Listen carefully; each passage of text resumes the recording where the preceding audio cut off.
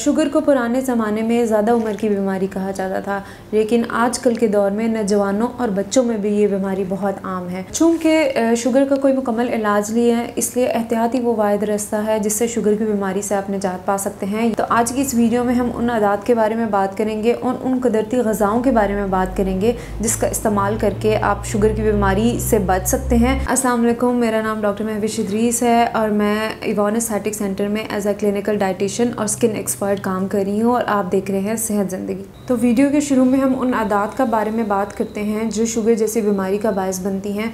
सबसे पहले तो मैं उन लोगों की बात करूँ जो बहुत ज़्यादा खाना खाते हैं और खाने में मैदे का इस्तेमाल बहुत ज़्यादा करते हैं। जैसे कि मैं बताऊँ कि शुगर क्या होती है, बेसिकली आपके ब्लड में ग्लूकोज जो कि एक शुगर है बहुत ज़्यादा बनना शुरू हो जाती है, तो एकदम से आपका जो ब्लड शुगर लेवल है वो ज़्यादा होना शुरू हो जाता है। तो वो लोग जो बहुत ज़्यादा मैदा या मैदे से बनी हुई चीज़ों का इस्तेमाल करते हैं और इसका कंट्रोल नहीं रखते, तो 30 या 40 उम्र के बाद बहुत ज़्यादा जब डेली बेसिस पे उनका ब्लड शुगर बढ़ना शुरू हो जाता है तो आपकी इंसुलिन जो है वो उस तरह से काम करना नहीं शुरू हो जाती। इंसुलिन बेसिकली एक हार्मोन है जो आपके ब्लड शुगर को मेंटेन रखता है। तो बहुत सी रीज़न हो सकती है इंसुलिन ना बनने की या कम बनने की। तो वो लोग जो बहुत ज़्यादा शुगर का या मीठी चीज़ों का इस्तेमाल या वो चीज़ें जिनमें ग्लूकोज बनाने वाले मादे बहुत ज़्यादा होते हैं उसका इस्तेमाल करते हैं, जैसे कि मैदा से बनी हुई चीज़ें, बेकरी आइटम्स, शुगर, मीठा या जंक फूड, उसका इस्तेमाल बहुत ज़्यादा करते हैं, तो वो जल्दी जो है ना शुगर की बीमारी की तरफ जा रहे होते हैं। फिर अगर उन लोगों की बात करूँ जो खाना खाने के फ़ौरन बाद बैठ जाते हैं या खाना खाने के बाद वर्जिश नहीं करते और तेज़ी से उनका वज़न बढ़ता जा रहा है, तो वो भी बहुत जल्दी शुगर की बीमारी का शिकार हो सकते हैं। फिर मैं उन लोगों की बात करूँ जिनके फैमिली में या ख़ानदान में ये बीमारी चलती आ रही है, उनके अम्मी अब्बू, नाना नानी, दादा दादी में अगर किसी को ये बीमारी थी तो हो सकता है कि वो उनमें भी आ सकती है, लेकिन उसका सबसे बेहतरीन हल ये है कि आप अपने शुगर को कंट्रोल रखें, अपने खाने पीने पे बहुत ज़्यादा एहतियात करें। और साथ में मैं हमेशा यही एडवाइस करती हूँ कि रात को सोने से पहले आप खाना फ़ौरन ना खाएं। आपके सोने और खाने के दरमियान में 2 घंटे का वक्फ़ा ज़रूर हो, क्योंकि जैसे ही आप अपना खाना खा के फ़ौरन सो जाते हैं तो जब वो हज़म हो रहा होता है और वो ग्लूकोज में तब्दील हो रहा होता है तो वो आपके ब्लड पे प्रेशर डालता है और आपके ब्लड ग्लूकोज या शुगर लेवल को बढ़ाना शुरू कर देता है। तो मोस्टली लोगों को अगर हम देखें फास्टिंग में उनकी शुगर इसलिए भी ज़्यादा आ रही होती है क्योंकि वो रात को बहुत देर से खाते हैं और फ़ौरन सो जाते हैं। और ये आदत अगर आपने अपना ली है तो या फ़ौरन या मतलब आहिस्ता आप शुगर की बीमारी का शिकार हो सकते हैं। तो कोशिश करें कि आप सोने से आधा घंटा या 2 घंटे पहले अपना खाना ज़रूर ख़त्म कर लें और 2 घंटे का वक्फ़ा कम अज़ कम हो। फिर स्पेशली ख़वातीन की बात करूँगी या उन मर्दों की बात करूँगी जिनके पेट वाले जगह पे बहुत ज़्यादा चर्बी होती है, वो बहुत जल्दी शुगर की बीमारी का शिकार हो सकते हैं, क्योंकि जब आपकी इंसुलिन सही से नहीं निकल रही, क्योंकि उसके ऊपर चिकनाई की एक लेयर आ चुकी है जिसकी वजह से इंसुलिन सही से निकल नहीं पा रही, तो वो भी शुगर की बीमारी का शिकार हो सकते हैं। फिर वो लोग जो पानी का कम इस्तेमाल करते हैं या कुदरती ग़िज़ाओं का कम इस्तेमाल करते हैं वो भी शुगर की तरफ जा सकते हैं। जिस तरह की अगर मैं बात करूं कोला ड्रिंक्स का इस्तेमाल जिसमें चीनी बहुत ज़्यादा होती है, टेट्रा पैक्स जूसेस का इस्तेमाल, तो वो शुगर की बीमारी का शिकार हो सकते हैं। ये तो वो आदत थी जिनकी वजह से आप शुगर की बीमारी का शिकार हो सकते हैं।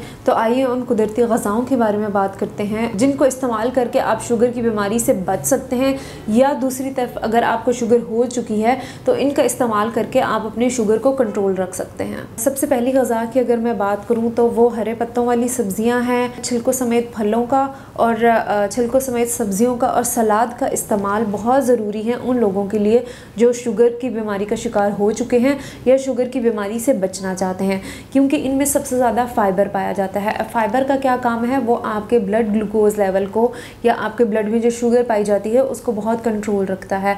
अगर आप खाना खा रहे हैं उसके साथ सलाद का इस्तेमाल कर रहे हैं तो वो आपके शुगर को कंट्रोल करना शुरू कर देगी। फिर अगर दूसरी ग़िज़ा की बात करूँ तो वो है दालचीनी। दालचीनी बहुत ही अच्छी ग़िज़ा है जिसका इस्तेमाल आपको इस बीमारी से निजात दिला सकता है, इससे बचा सकता है। अब दालचीनी का इस्तेमाल किस तरह से किया जाए, बहुत से लोग हैं मुझसे पूछते हैं कि हम दालचीनी कितनी मिकदार में और किस तरह से इस्तेमाल करें, तो मैं हमेशा यही कहती हूँ कि बेहतर तो यही है कि दालचीनी का पाउडर बना के रख लें। हर खाना खाने के बाद 1 चुटकी दालचीनी का इस्तेमाल कर सकते हैं, या अगर आप कहवा पी रहे हैं तो उसमें 1 टुकड़ा दालचीनी का इस्तेमाल कर सकते हैं। या अगर आप अपना पानी पी रहे हैं या जिस तरह अपना डिटॉक्स बनाते हैं उसमें 1 टुकड़ा दालचीनी का इस्तेमाल आपको आपके शुगर को कंट्रोल कर सकता है।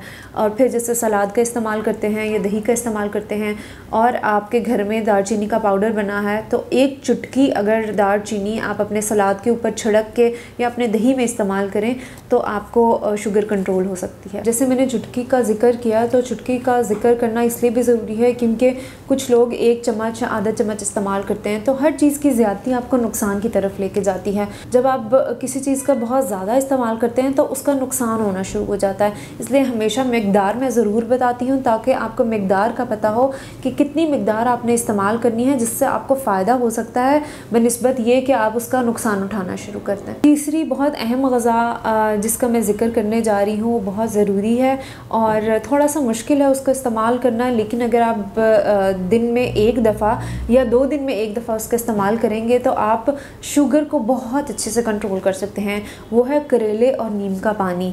अब इसका इस्तेमाल किस तरह से करना है वो भी मैं आपको बताती हूँ। आपने करेले के छिलके लेकर आप फ्रीज़ कर सकते हैं या अगर फ्रीज़ नहीं भी किया तो 1 करेले का छिलका लिया आपने और उसमें 1 मुट्ठी आपने नीम लिया, उसको 1 गिलास या 2 गिलास पानी में पका लिया। जब वो ठंडा हो जाए तो उसको आपने सुबह निहार मुँह पी लेना है।